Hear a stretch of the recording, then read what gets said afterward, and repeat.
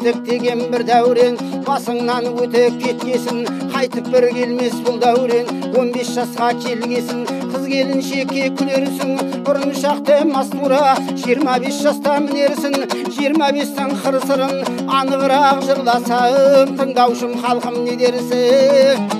Жалғыз атым бұрбайлап тыртаңдатқан 25, ұйықтап жатқан аруға алатұғым пұлы жоқ, әкесінің құны жоқ. Тыртырлатқан 25, 25-тен өттесін, ортекеде ойнағын 30-30-ға да келерсің.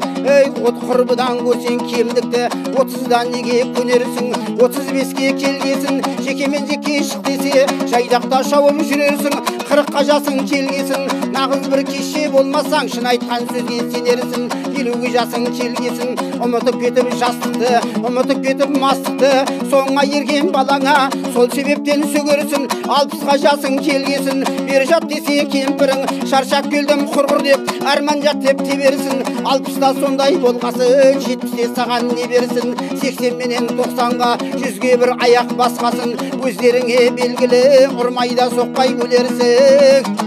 Диханды қылсаң егін дейді, егін алсаң тегін дейді. Мысалға тұқым себерсің, әкесі өлсе баласы қошеметпенен көмет дейді. Асықпасаң бәрінде басыңа салған күн көрерсің.